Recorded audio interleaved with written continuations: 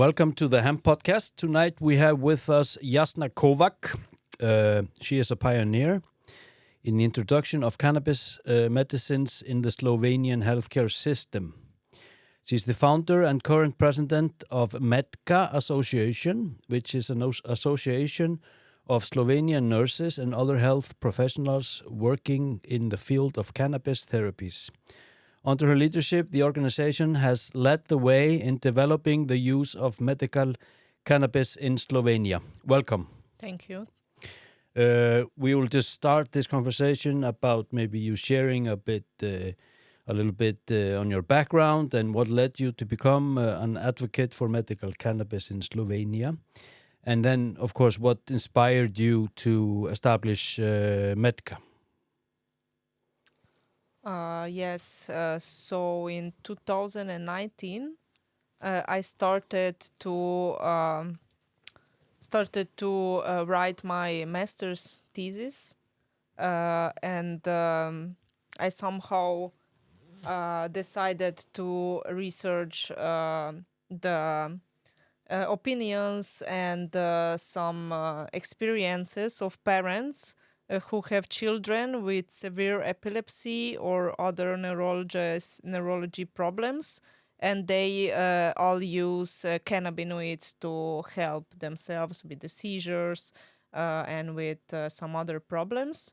And then I saw the great potential, and then I saw also that the patient need to know about this, that other nurses need to know about this. And also in my this master's thesis, in our interviews, I had one question: what should we as health professionals do to help you, to advocate for you? What do you want from us? Mm-hmm. And they all said, you need to learn about this. You need to teach us about this. You are the medical professional. You know the anatomy. You know the pathology. Now connect this with endocannabinoid system. Connect this with cannabis medicine. And then I saw that there is really a need to do something about it. Mm-hmm. And if the country doesn't do nothing, because me as a nurse, I had really long years of education. I did my my diploma, my in bachelor's degree, as they said. Mm-hmm. I did it also as, in nursing, and then my master's degree in nursing. I was also in nursing school at first. This is middle school for nurses, and in all these years, they never talked about this endocannabinoid system. But was the medical cannabis, was it legal at this time you were doing this thesis? It was in 2014. Mm-hmm. 2014, it became legal for synthetic cannabinoids to be prescribed. Synthetic, yes. And then in 2016, they also approved these cannabinoids from the flower. And in our law, it says that it can be also prescribed the dry buds, dry flower, but that usually, I think that never happened in Slovenia. Okay, why do you think that is? Because two major problematic. First is education, because medical doctors are afraid. They don't see this as a good medicine, especially in Slovenia. They all say this is add-on medicine. This is not the first choice. We try everything else, and then if nothing helps, we can also try cannabis, cannabinoids. Because all of this problematic, then I started my association. And the other problematic I want to say is access to this medication. Access to Yes. We still don't have approved no medication with THC. It's not approved in Slovenia. Like you have Sativex, it's not approved in Slovenia. Okay. we have only Epidiolex that can be sold to medical facility, medical. Which is used for epilepsy, for example. Yes. But usually we use isolated CBD, as we say, magistral preparation in our hospitals. I mean, in one hospital, we just use it in our... The hospital you are currently working in. Yes. What is the name of the hospital? University Medical Center, Ljubljana. And there's a special department there, or just neurology department uses it, and then there are some pain ambulance relief, that prescribes this, but others on other wards there is still no doctors to prescribe this, so there's a big problematic now with black market. There are people that know nothing about the pathology, about the anatomy, and they offer then this medication to some really serious patients. Homemade products. And also they give some stupid advice sometimes. I had one patient, it was a woman, that she bought a cream. It was a cream on the black market, THC cream. For skin, as a skin product. They said it's for everything, you can also eat it. Okay. And then they said to her, you should take a tampon, put this cream on the tampon and insert it in your vagina. Rectum. In the vagina? In the vagina, yes. Jesus Christ. Yeah, it's a very, very bad It sounds advice. like a bad joke. Yeah, no, it was really... And she thought it's a medical advice, it's okay. But it's very bad advice. Okay. Maybe his cream is good, maybe it works, but it's a bad advice for... But why is this the only hospital in Slovenia that is integrating medical cannabis? Why isn't this happening in other hospitals? I think because in our hospital we have one really great doctor. He is a neurologist, pediatric neurologist, and he was the first doctor that ever tried this, and David Neubauer is his name. He was also my mentor, and I think we lack doctors like this that want to step outside of the... To have courage. Yes. And he was really the front man in all this.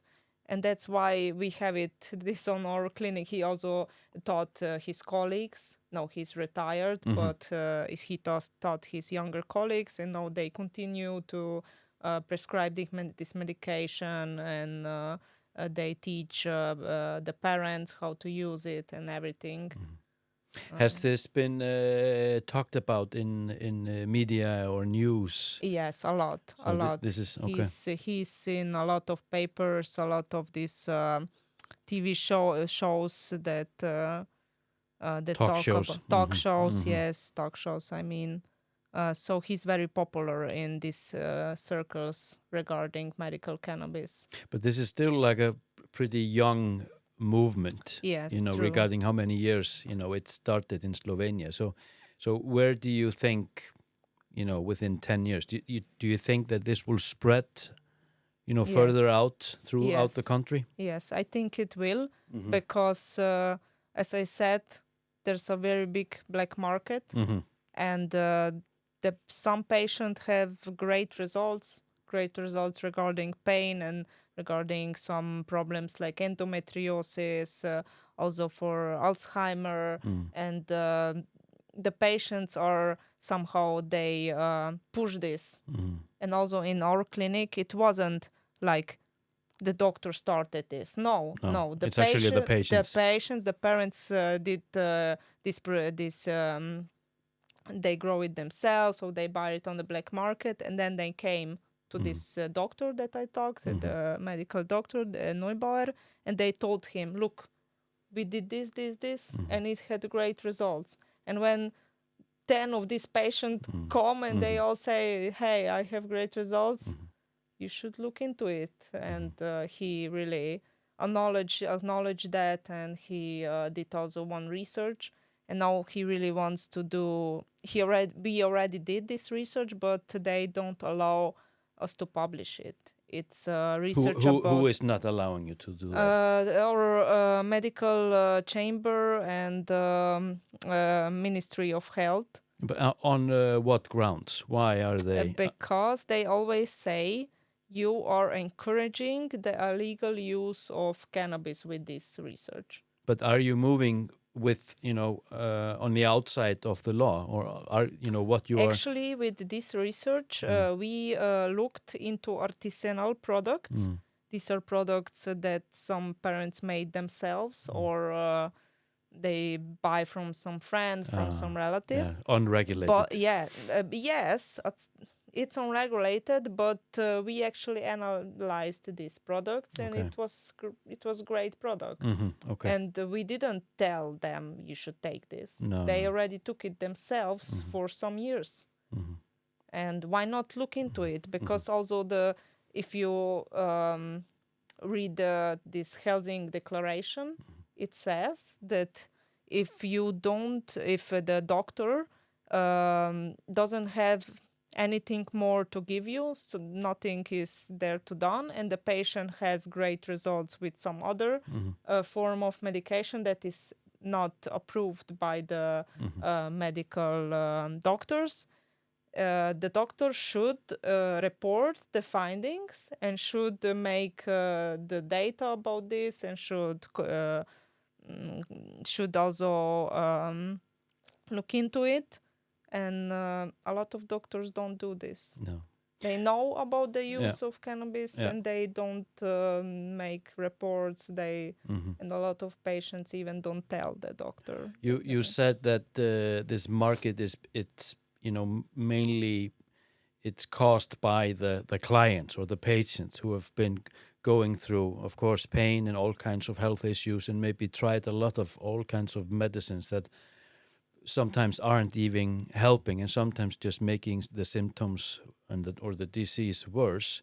How important do you think it is for professionals as you to speak out and do interviews and write articles, or participate in a convention like we just experienced this weekend? How important do you think that is? Yes, this is very important, and I think the cannabis and cannabinoids in a lot of diseases and a lot of health problems should be the medication of first choice, not the last resort. No. Not we try all this heavy medication, we try, I don't know, opioids and everything, and if nothing works, we can give you also this flower. Yeah, exactly. This should be the first choice in some cases.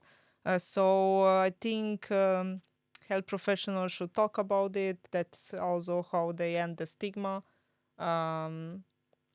Openly talk about it, like I did on this conference, and that is how you light also all other minds, and they start to think about it. They start to look into it. Maybe some that you never thought that they will be so open-minded, but. What about associations like Medka? You founded Medka. Yeah. Does it include nurses from other places than the hospital you are working in? Are there nurses from other places in the fellowship or in the association? So in my association, there are also other health professionals, not just nurses. Okay, doctors as well? Yes. And we have members, and we have these special members like a board. Yes. But the special not like a board. Okay. The special members that contributed to medical cannabis, but actually don't do nothing for my association. They are like they're like Dr. Neubauer, like some great researchers that we think they deserve to be in our association, but.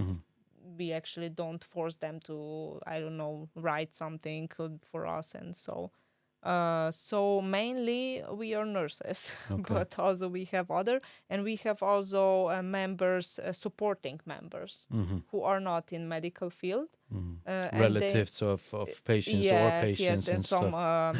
some advocates, some I don't know, also some producers of this CBD medication that want to learn but don't know where to look into it. And we are the first of that kind that in that involves only health specialists. We have in Slovenia our institute. It's called ICANA. Okay. It's Institute of Cannabinoids, but it's not. There are no health specialists there. No. Okay. It's just some extractors, some researchers together, but they are not. I think all the recommendations about the dosage and everything, it should come from a doctor, and it should be also the nurse should also know and report everything to the doctors, and they should work as a team. So I think it's But how can let's say now you are here in Iceland and we have no tradition for doctors or nurses to advocate for medical cannabis, and what about if there are someone listening to this right now, doctors or other healthcare people, how can they seek, of course, information, and are they able to share, to have you to share your experience with them from Medca? Are they able to go into a web page and read stuff? Do you have any data or something not to educate? in English No, right not in now, English. but we wrote a handbook for our Slovenian nurses to Okay. have like some base of knowledge In Slovenia. in Slovenia. Yes, but maybe in future we can also translate it and have for your nurses or something in the future. Why not? But there is also abroad, there is so many association of nurses In there English-speaking nations. English speaking, and also in Israel there is a lot of literature, and as we learned on this conference, there is the cannabis is most researched plant on the earth. Yeah. So there are a lot of evidence, a lot of research papers. Then the nurse is a specialist. Yeah. She needs to know where to find the relative studies, where to find all the research papers, all the professional literature. This is strange to hear because what we have experienced here in Iceland, if we are trying to gain to point a light at the Icelandic Nurse Association, we are always getting the same answer. This is not a legit or a qualified drug, and there is a lack of research. Yeah, but you have Sativex. That's also a cannabinoid medication. It is, and I think it's only prescribed to 50 people in Iceland in total. Yeah, Sativex, but nurse doesn't know about this. No, but still they prescribe it. Yeah. But it's funny, how that you say this, because the research is there, in tens of thousands. Yeah, and then you can just easily look them up. They still say it's not well researched. We can't do this. Exactly. But did you experience, when you started to move this direction, did you experience some stigma around it or being judged by other coworkers or people? I think that is not just with cannabis, but if you step out of the crowd, if you step, because nurses, we are in a team, always in a team, and we don't like to be to step out and to talk and to as individuals. So I think for me at first I experienced a lot of stigma from my colleagues, also regarding cannabis, also regarding this, that I force this this knowledge to be included in our curriculum system, because they say, nurses need to learn so much, and you want that we add also this. We cannot have so much knowledge; it's too much for us. That's the first one.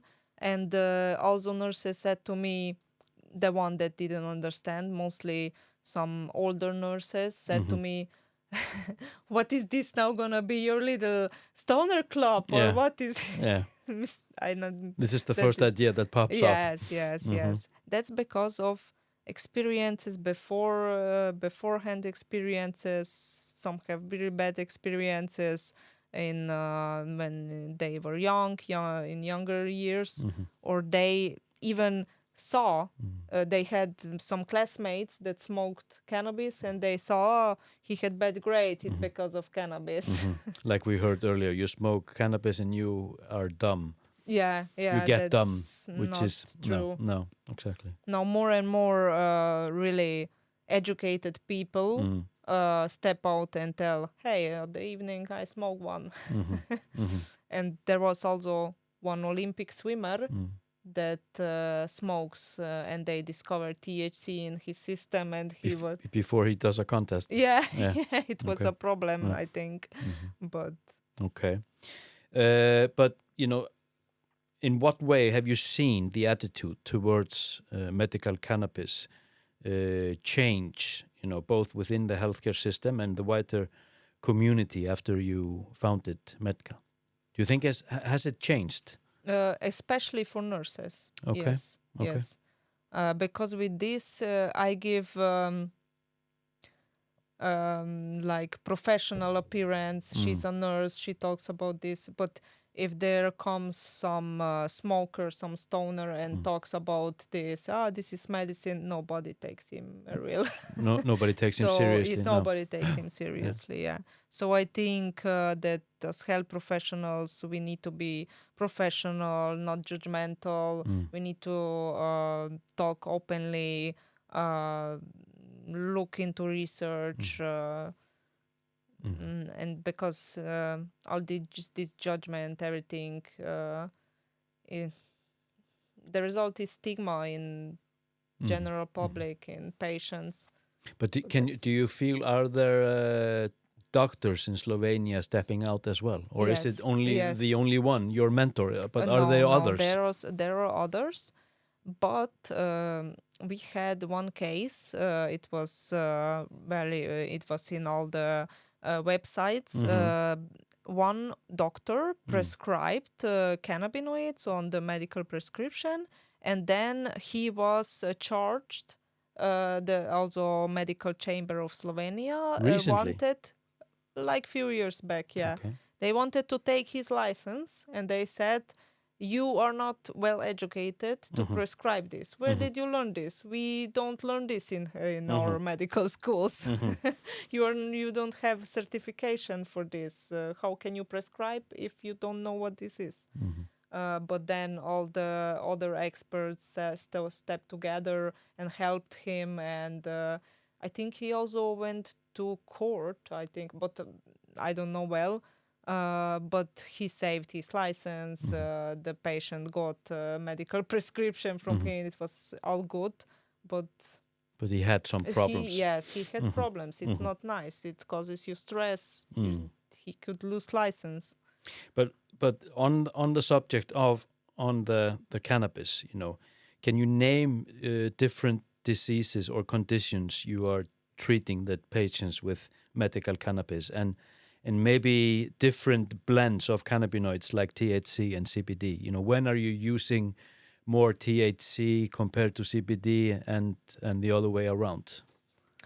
So you say medical cannabis, but we actually use just cannabinoids for now in Slovenian medicine. And we use it for, as I said, epileptic, pediatric neurology patients, for severe epilepsy, for some cerebral palsy, for autistic children. Okay. This is all my mentor's results. He's very great. But then we also use it in palliative care for the oncology patients. This is in our oncology institute. And then they use dronabinol. They don't use a natural THC. We only use natural CBD, but isolated. But the problem is that we cannot grow it ourselves. No. By the law, there in Slovenia, it's not allowed to grow cannabis. It's just allowed to grow hemp. So we cannot make our own medicine. So we it's important. we buy this CBD and this isolated CBD and dronabinol. I think at first we bought it from Czech Republic, from one company, from pharmaceutical company, and now we buy it from Germany. Okay, yeah. But Slovenia could have great potential in making their own medicine. But at the moment, it's not legal. Yes.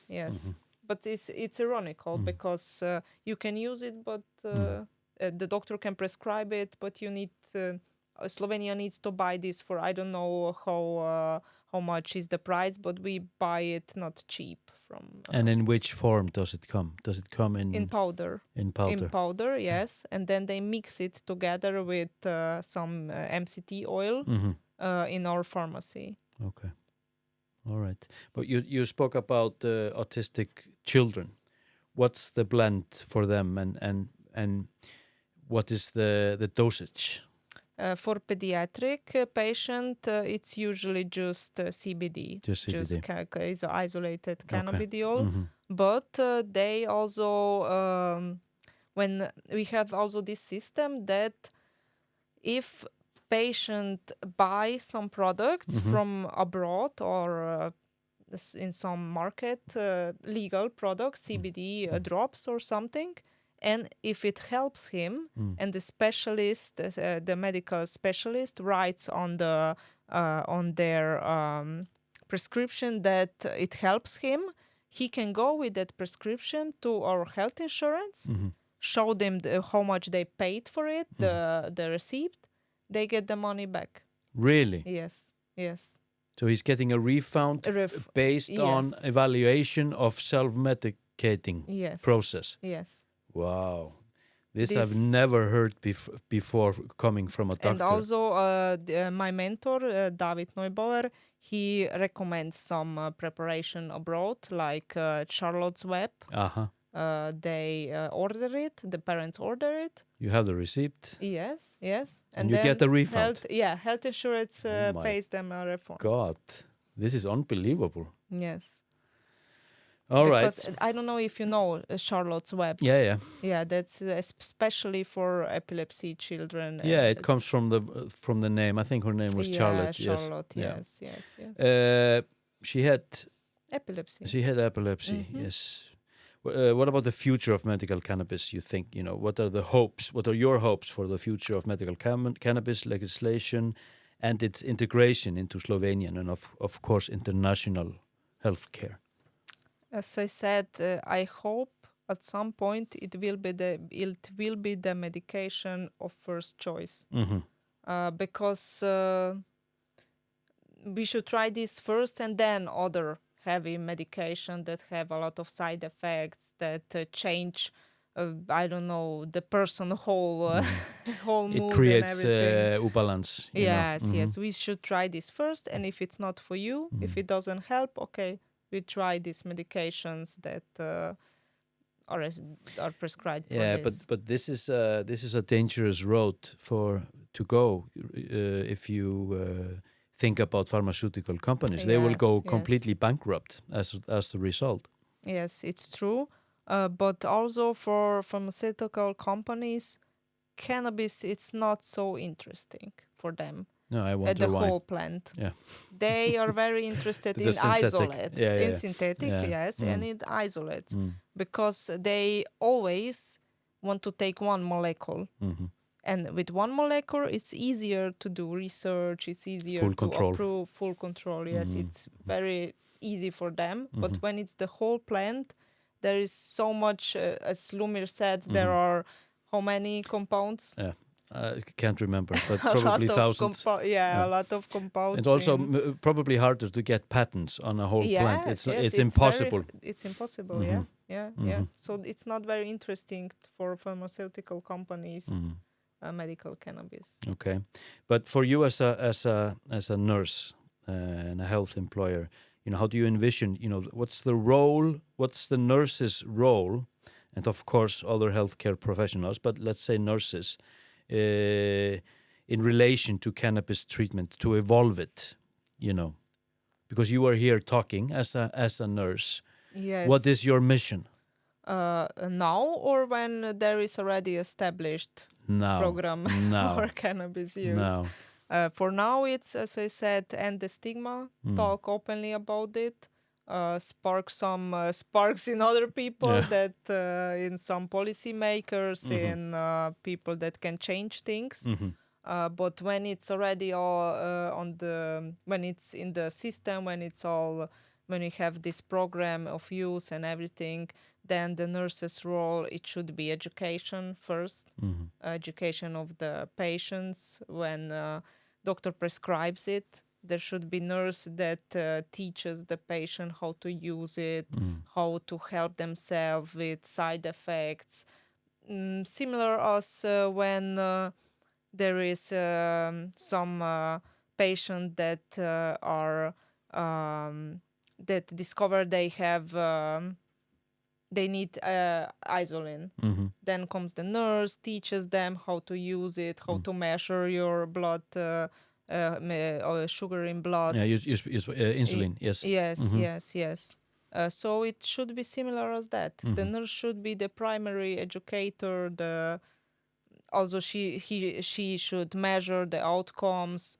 I wanted to do some research with. I worked in a nursing home, and I collected nurses, and we wanted to do a study where the old people already took some CBD oils, they took some drops, and we wanted to measure their blood pressure when they take it, and then 15 minutes we wait, and again we measure, then half an hour we wanted to measure blood sugar, we wanted some different things we wanted to measure, and then maybe we have some results that we can say, it's safe, it didn't affect the heart, it didn't affect nothing, the blood sugar didn't drop, did nothing, because there is, as I said, big stigma, and also for cardio problems, they say is contraindicated.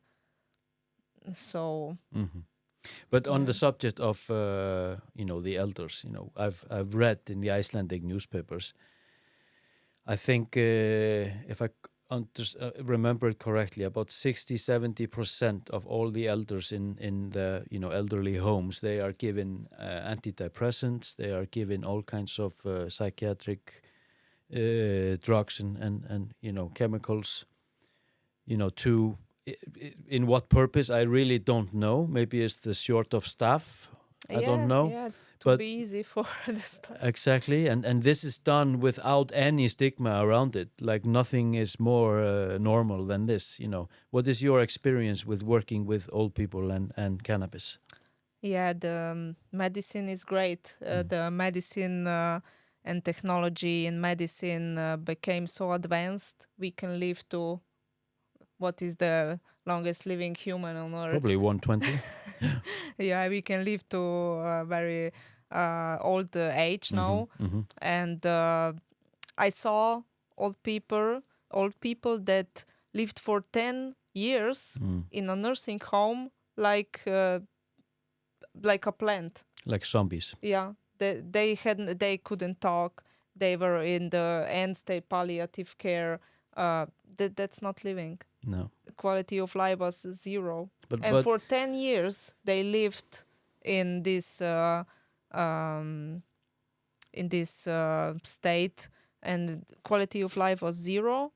And then you think, why we at first point, why we pay all this, and they sometimes say to us, I want to die, kill me, because it's suffering. But why is this the servers? But why is it? We still look at medicine that we extend the life, not to cure the disease and cure everything and make quality of life better. Or mental state. We just want, he will live like 10 years more and 10 years more. Despite the mental state. Despite the quality of the life he's getting. Yes, and that's sad because, and then cannabis, it's a great example how we can cure the disease and also improve the quality of life. It's not just for if we give somebody for pain. No. He has also other effects. He sleeps better, digests, more immune to some infection, and that's what also I found in my research. A lot of these children take CBD to remove the seizures or to have less seizures. But at the end, they saw that some of these children started to move better. They had better focus. They were more immune to some infections. And it had a lot of other great effects. Side effects. Side effects, which are maybe not even side effects. Yeah. There are side effects and there are adverse effects. Yeah, exactly. All right. I have two last questions I really want to ask you. So the first one is, how has your advocacy work changed your personally and professionally? How has this process changed you as a person and also as a professional? Yeah, so during all this, my cooperation with other researchers and with patients, I really can say I'm really grateful I have such an insight in this, because not every nurse, not every health specialist can see what I saw. I cooperate with Research Nature Institute. I also worked a little with them, and they did also analytic work for the parents that were involved in my study. So I'm really grateful to them. I can see how are the extractions made, how the analytical work works, how they analyze all the cannabinoids. So I'm really grateful to know all this. And also I met so many people, so many patients, heard such great stories, really. Some people say it connected all my family together again. Yeah. We were broken, and then we found this medication, and we all know together learn about this. This is our main topic.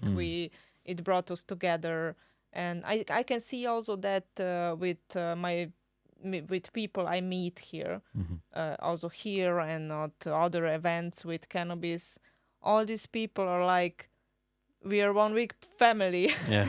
It's a community of people. It's a community, yes, that's really great. Isn't it also empowering for you as a person to experience this, stepping out of the box and advocating for a cause or for a substance that is so controversial? It must be empowering for you as a person. Yes, it's on the other side, it's not so great because of the stigma, but as you said, it's now on this side it's very good because and probably on the long run. Yes, you get empowerment, you get to meet all these people that encourage you. We can exchange our stories, bad stories or good stories. So I think that is crucial when you work in this field, when you talk about this, that you have some people that support you, that you're not alone. And also in my association, I have few very good colleagues that go everywhere with me. Recently, we went to one farm of industrial hemp, and we had like a little seminar on hemp. It was really great. So I think that's crucial, that we come together as society, that association are formed, and yeah. Sounds great. So the last question, and this is probably the most important question. What advice would you give to other healthcare professionals who are listening to this now, looking if these individuals are looking to get involved in cannabis advocacy? For example, here in Iceland, what advice would you give them? If your country, as Icelandia, doesn't offer some knowledge, some base of knowledge, you should always turn to abroad. Yeah. And as I joined ACNA, that is American Cannabis Nurse Association. I got a lot of certificates from them, certificates that actually prove that I learned about this, that I know about this, and that's some evidence that I know what I'm talking about. And if this American Nurses Association, which is the main organization in America that represents 5 million of nurses, says to the other association, that's I said American Cannabis Nurses Association, that we acknowledge you now, that we will put this in your in program, in your curriculum, and there the nurses can specialize in cannabis nursing, as they say in America, then you won. I hope this will happen. And these courses nurses can attend to from all over the world. Yes. And there is a lot of nurses that put some seminars online. We had one nurse that we had Zoom with her that has a school for nurses, her own school. It's called Cannabis Nursing Solutions or something like that. Yeah. And she's the founder of that. She has some nurses that she teaches, and then she has like a group of nurses that can actually work with patients who use cannabis products. At some point, it will be legal, and then we need nurses. Yeah. So we should prepare beforehand. Step ahead. Yeah, one step ahead. Yeah. Do you have any final words before we shut it down? Yes, maybe for the goodbye, I would say that we all who work with terminally ill, who work with very sick patients, with their relatives, with their parents, with some invalids or something, we all, I think, follow this guideline, not to harm, but to help. And in some cases, their patients know that only cannabis helps. And who are we to say and to judge and to say to them, this is not medicine, you shouldn't take this. Or maybe not just cannabis. Maybe some people say it helped me, massage helped me with the special, massage. Or I had some parents that said dry brushing. We take dry brush and brush our kid, it calms him. And who are we to say, to laugh at them and say, this is not approved. Due to lack of research. Yeah, this is not approved. I first saw that, this is funny. So we should help them what already helps them, not with what we think will help. So healthcare people, we should start to listen to the patient, really listen. And also to act so they can tell us about this. Yeah. Don't be judgmental. Exactly. Because then they hide it. And of course. Yeah. All right. Great having you. Thank you very much. Thank you for inviting me. Thank you.